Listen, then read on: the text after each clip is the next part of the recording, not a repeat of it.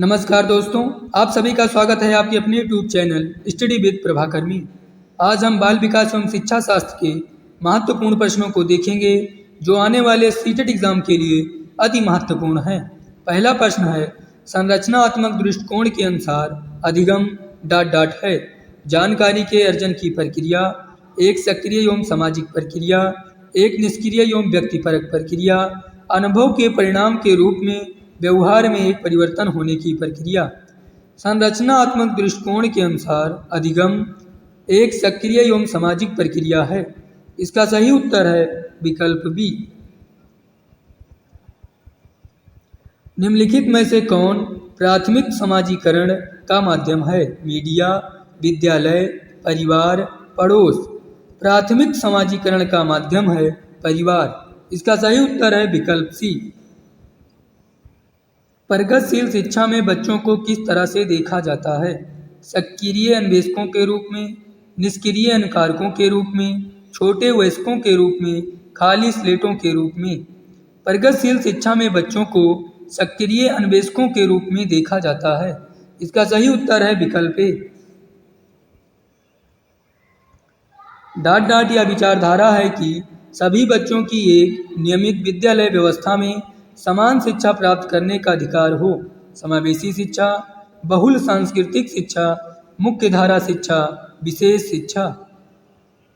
समावेशी शिक्षा या विचारधारा है कि सभी बच्चों की एक नियमित विद्यालय व्यवस्था में समान शिक्षा प्राप्त करने का अधिकार हो। इसका सही उत्तर है विकल्प ए। बच्चे प्रभावी रूप से सीखते हैं जब वे पाठ्यपुस्तक में दिए गए तथ्यों को याद करते हैं, शिक्षक कक्षा में होने वाली सभी घटनाओं व बच्चों को पूर्ण रूप से नियंत्रित करता है, वे विभिन्न गतिविधियों एवं कार्यों में सक्रिय रूप से भाग लेते हैं, वे श्याम पट पर अध्यापक के द्वारा लिखे गए उत्तरों की नकल करते हैं। बच्चे प्रभावी रूप से सीखते हैं जब वे विभिन्न गतिविधियों एवं कार्यों में सक्रिय रूप से भाग लेते हैं। इसका सही उत्तर है विकल्प सी। निम्नलिखित में से कौन सी एक मुख्य प्रक्रिया नहीं है जिसके द्वारा सार्थक अधिगम घटित होता है? कंठस्थीकरण एवं स्मरण, निर्देश एवं संचालन, पुनरावृत्ति एवं अभ्यास, अन्वेषण एवं पारस्परिक क्रिया। सार्थक अधिगम घटित नहीं होता है कंठस्थीकरण एवं स्मरण। इसका सही उत्तर है विकल्प ए।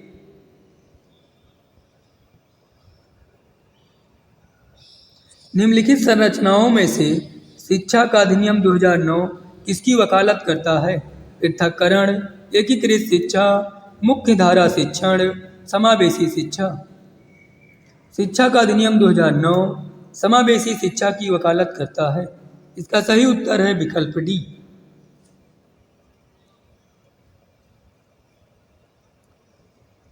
मूल्यांकन को एक अलग गतिविधि के रूप में लेना चाहिए, शिक्षण अधिगम प्रक्रिया का एक भाग होना चाहिए, वस्तुनिष्ठ प्रकार के लिखित कार्यों पर आधारित होना चाहिए, केवल नंबरों के संदर्भ में करना चाहिए। मूल्यांकन को शिक्षण अधिगम प्रक्रिया का एक भाग होना चाहिए। इसका सही उत्तर है विकल्प बी। जेंडर एक मनोवैज्ञानिक सत्ता है, एक आर्थिक अवधारणा है, एक जैविक निर्धारक है, एक सामाजिक संरचना है। जेंडर एक सामाजिक संरचना है। इसका सही उत्तर है विकल्प डी। एक शिक्षक को चाहिए कि वह विद्यार्थियों के बीच तुलना को अधिकतम करे या संप्रेषित करे कि वह कक्षा कक्ष में सभी संस्कृतियों का सम्मान करती है एवं महत्व देती है। वह विद्यार्थियों के बीच सांस्कृतिक विभिन्नताओं तथा विविधताओं की अनदेखी करे। वह विशेष संस्कृतियों समुदायों के बच्चों को बढ़ावा दे। एक शिक्षक को चाहिए कि यह संप्रेषित करे कि वह कक्षा कक्ष में सभी संस्कृतियों का सम्मान करती है एवं महत्व देती है। इसका सही उत्तर है विकल्प बी। अनुकूलित अनुक्रिया सिद्धांत किसके अनुकूलन पर बल देता है? तर्क, अभिप्रेरणा, व्यवहार, चिंतन। अनुकूलित अनुक्रिया सिद्धांत व्यवहार अनुकूलन पर बल देता है। इसका सही उत्तर है विकल्प सी। जीवन का अनोखा काल माना गया है शैशवावस्था, बाल्यावस्था, किशोरावस्था, प्रौढ़ावस्था। जीवन का अनोखा काल बाल्यावस्था को माना गया है। इसका सही उत्तर है विकल्प बी। किस अवस्था में बच्चे अपने समूह वयस्क समूह के सक्रिय सदस्य हो जाते हैं? बाल्यावस्था, पूर्व बाल्यावस्था, प्रौढ़ावस्था, किशोरावस्था। बच्चे अपने समवयस्क समूह के सक्रिय सदस्य हो जाते हैं किशोरावस्था में। इसका सही उत्तर है विकल्प डी। बच्चे की बुद्धि लब्धि 90 से 110 के मध्य है। वह है सामान्य बुद्धि, प्रखर बुद्धि, उत्कृष्ट बुद्धि, प्रतिभाशाली बुद्धि। इसका सही उत्तर है विकल्प ए, सामान्य बुद्धि। छोटे छोटे वाक्यों को बोलना तथा 3 पहियों की साइकिल चलाना यह कार्य किस अवस्था में होता है? किशोरावस्था, बाल्यावस्था, शैशवावस्था, प्रौढ़ावस्था। इसका सही उत्तर है विकल्प सी, शैशवावस्था। बहुबुद्धि का सिद्धांत जोर देता है कि एक आयाम में बुद्धिमत्ता अन्य सभी आयामों में बुद्धिमत्ता निर्धारित करती है। बुद्धिमत्ता की विभिन्न दशाएं हैं। बुद्धिमत्ता में कोई व्यक्तिगत विभिन्नता ही नहीं होती। बुद्धि लब्धि केवल वस्तुनिष्ठ परीक्षण द्वारा ही मापी जा सकती है। बहुबुद्धि का सिद्धांत जोर देता है कि बुद्धिमत्ता की विभिन्न दशाएं हैं। इसका सही उत्तर है विकल्प बी। दिव्यांग जन अधिकार अधिनियम 2016 के अनुसार निम्न में से किस शब्दावली का प्रयोग उपयुक्त है? विकलांग छात्र, मंदित छात्र, छात्र जिसे शारीरिक दिव्यांगता होता है, छात्र जिसका अशक्त शरीर है। इसका सही उत्तर है विकल्प सी, छात्र जिसे शारीरिक दिव्यांगता होता है। अधिकांश बालक अपनी मातृभाषा सीख लेते हैं 1 वर्ष की आयु में, 2 वर्ष की आयु में, 6 वर्ष की आयु में, 4 वर्ष की आयु में। अधिकांश बालक अपनी मातृभाषा सीख लेते हैं 4 वर्ष की आयु में। इसका सही उत्तर है विकल्प डी। बहुआयामी बुद्धि की सिद्धांत किसके द्वारा दिया गया? Robert Sternberg, Howard Gardner, Alfred Binet, B F. Skinner. बहुआयामी बुद्धि का सिद्धांत हार्वर्ड गार्डनर द्वारा दिया गया। इसका सही उत्तर है विकल्प बी। कौन सी भावना सार्थक अधिगम की प्रक्रिया को सुगम बनाती है? जिज्ञासा, डर, निराशा, शर्म। इसका सही उत्तर है विकल्प ए, जिज्ञासा।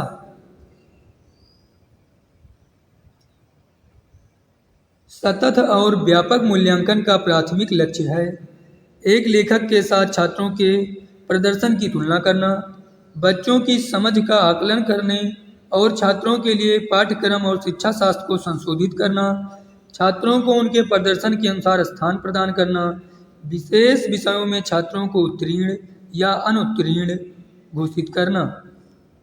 इसका सही उत्तर है विकल्प बी, बच्चों की समझ का आकलन करने और छात्रों के लिए पाठ्यक्रम और शिक्षा शास्त्र को संशोधित करना।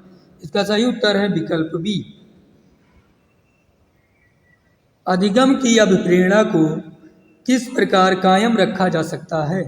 बच्चे को दंड देकर, बच्चों को बहुत आसान क्रियाकलाप देकर, यंत्रवत याद करने पर जोर देकर, प्रवीणता का अभिमुखी लक्षणों पर जोर देकर। इसका सही उत्तर है विकल्प डी, प्रवीणता का अभिमुखी लक्षणों पर जोर देकर। अधिगम के लिए निम्न में से कौन सी धारणा उपयुक्त है? योग्यता अटल है, योग्यता सुधार्य है, असफलता अनियंत्रित है, प्रयासों से कोई फर्क नहीं पड़ता। इसका सही उत्तर है विकल्प बी, योग्यता सुधार्य है। निम्न में से अध्यापन अधिगम का सबसे प्रभावशाली माध्यम कौन सा है? संकल्पनाओं के बीच संबंध खोजना, बिना विश्लेषण के अवलोकन करना, अनुकरण और दोहराना, विषय वस्तु को यंत्रवत याद करना। इसका सही उत्तर है विकल्प ए, संकल्पनाओं के बीच संबंध खोजना। मूल्यांकन पद्धतियों का लक्ष्य होना चाहिए पुरस्कार वितरण हेतु उच्च अंक प्राप्त करने वाले विद्यार्थियों की पहचान करना, विद्यार्थियों को नामांकित करना, योग्यता आधारित समूहों में विद्यार्थियों को विभाजित करना, विद्यार्थियों की जरूरतों एवं आवश्यकताओं की पहचान करना। मूल्यांकन पद्धतियों का लक्ष्य होना चाहिए विद्यार्थियों की जरूरतों एवं आवश्यकताओं की पहचान करना। इसका सही उत्तर है विकल्प डी। बालक की जिज्ञासा को किया जाना चाहिए दमन, शांत, उत्तेजित, सक्रिय। बालक की जिज्ञासा को शांत किया जाना चाहिए। इसका सही उत्तर है विकल्प बी। शर्मिंदगी का संज्ञान पर नकारात्मक प्रभाव पड़ सकता है। का संज्ञान में कोई संबंध नहीं है के भाव को अध्ययन अधिगम प्रक्रिया में बारंबार पैदा करना चाहिए। बच्चों को अधिगम हेतु अभिप्रेरित करने के लिए बहुत प्रभावशाली है। शर्मिंदगी का संज्ञान पर नकारात्मक प्रभाव पड़ सकता है।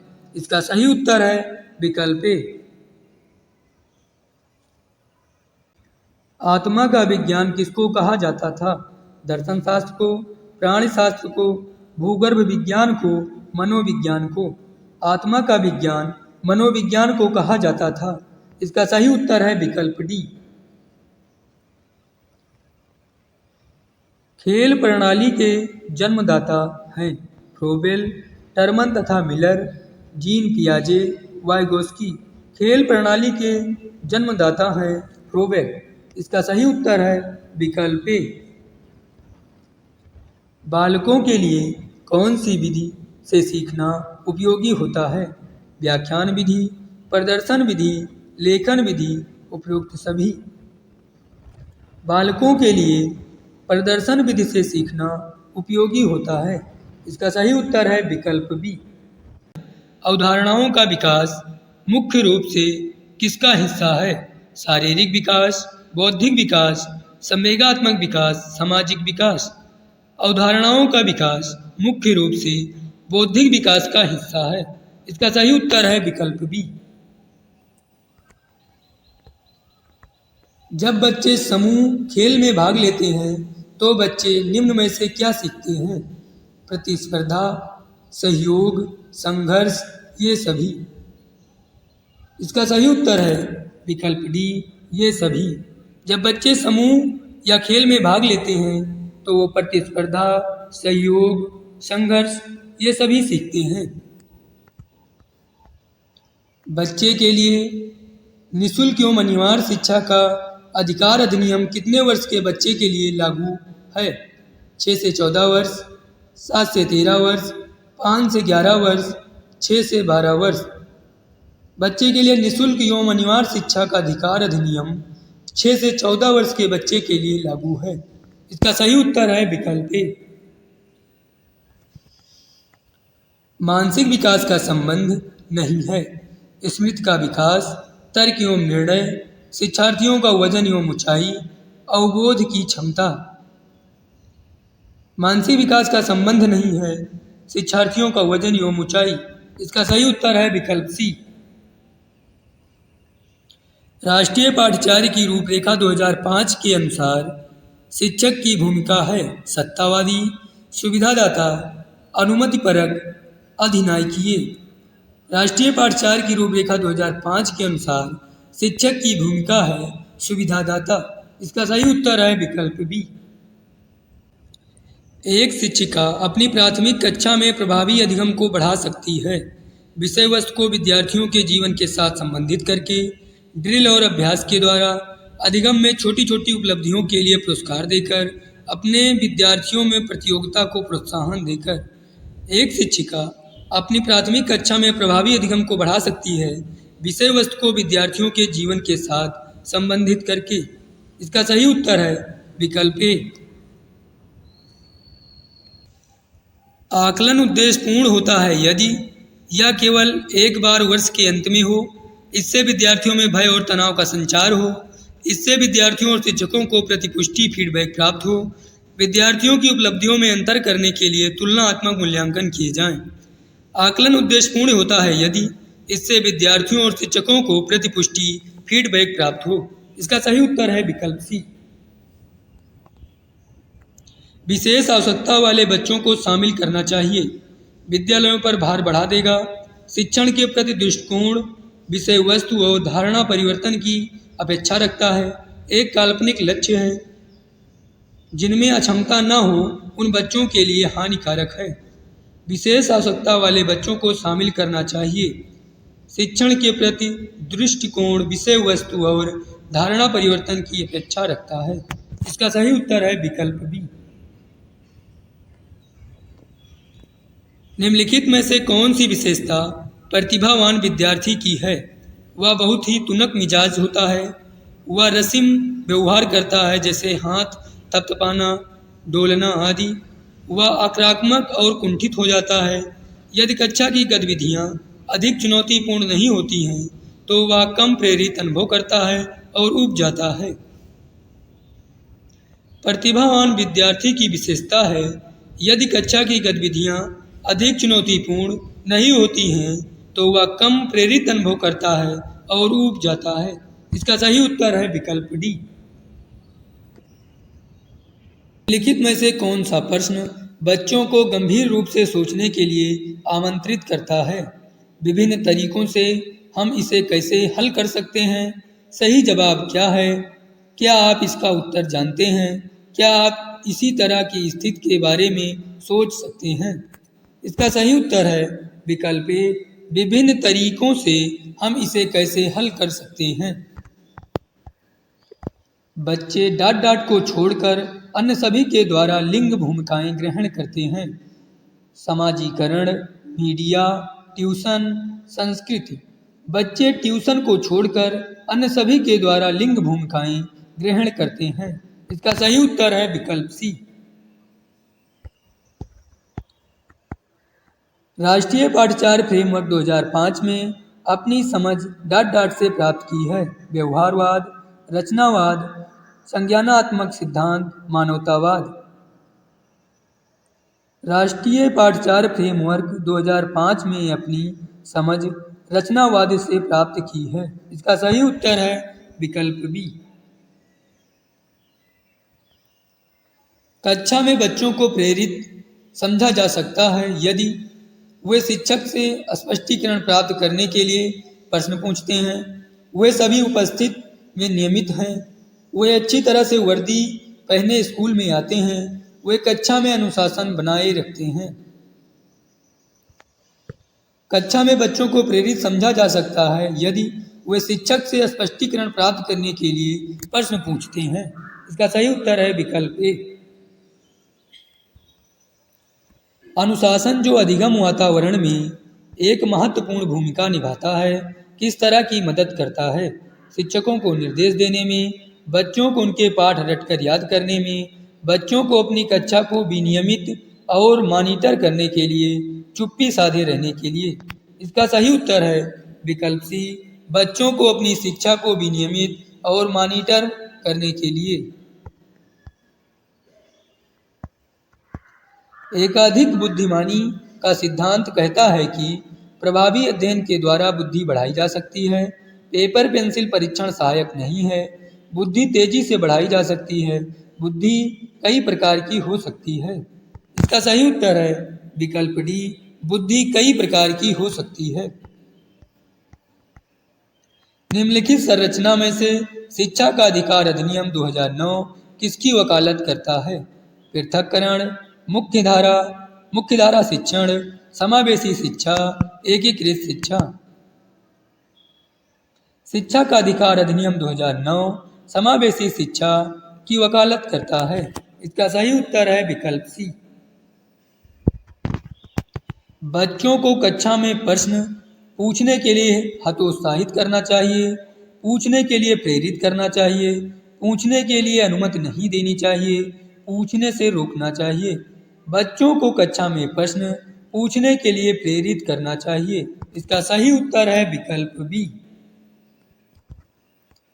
संरचनात्मक दृष्टिकोण के अनुसार अधिगम डॉट डॉट है एक निष्क्रिय एवं व्यक्तिपरक प्रक्रिया, जानकारी के अर्जन की प्रक्रिया, एक सक्रिय एवं सामाजिक प्रक्रिया, अनुभव के परिणाम के रूप में व्यवहार में एक परिवर्तन होने की प्रक्रिया। संरचनात्मक दृष्टिकोण के अनुसार अधिगम एक सक्रिय एवं सामाजिक प्रक्रिया है। इसका सही उत्तर है विकल्प सी।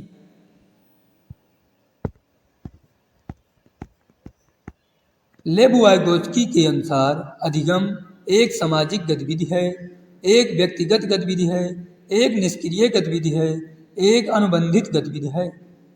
लेब वाइगोत्स्की के अनुसार अधिगम एक सामाजिक गतिविधि है। इसका सही उत्तर है विकल्प ए।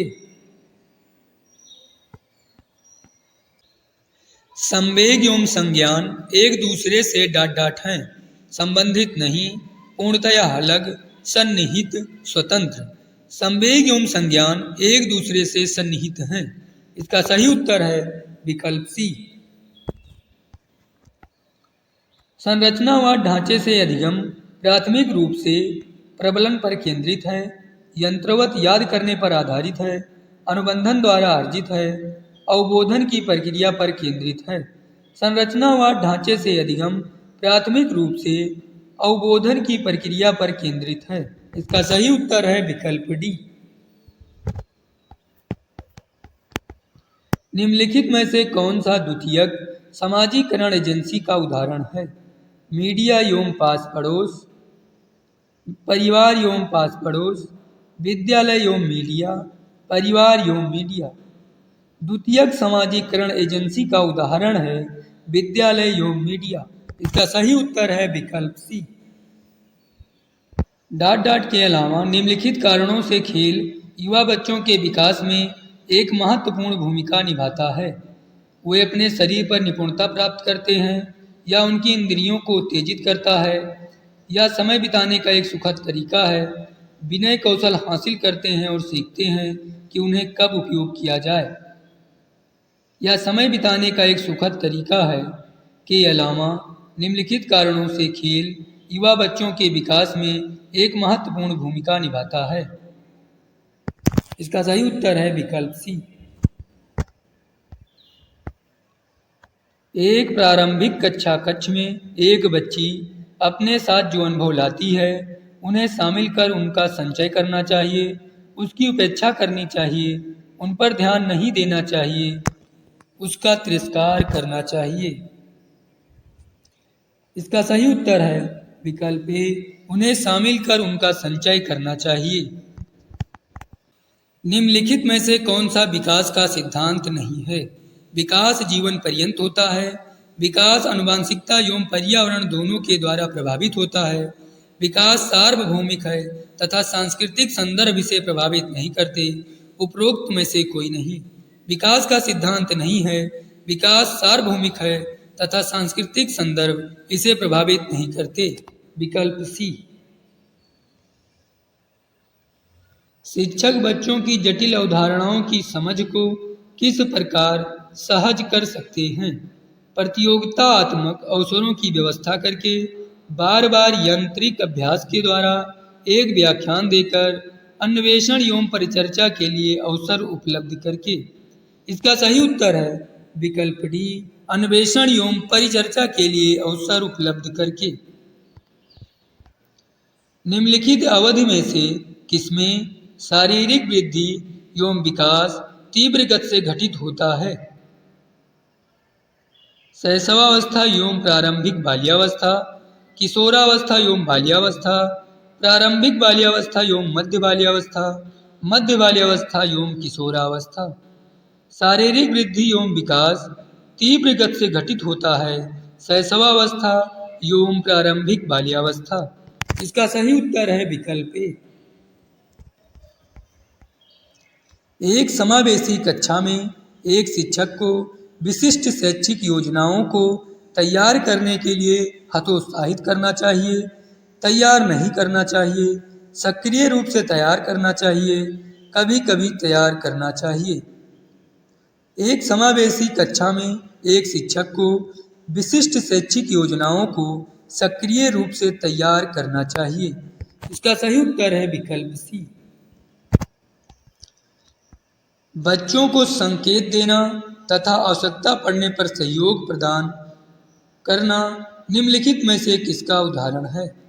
प्रबलन, पाठ ढांचा, अनुबंधन, मॉडलिंग। इसका सही उत्तर है विकल्प बी, पाठ ढांचा। भाषा के अर्जन एवं विकास के लिए सर्वाधिक संवेदनशील अवधि कौन सी है? प्रारंभिक बाल्यावस्था, जन्म पूर्व अवधि, किशोरावस्था, मध्य बाल्यावस्था।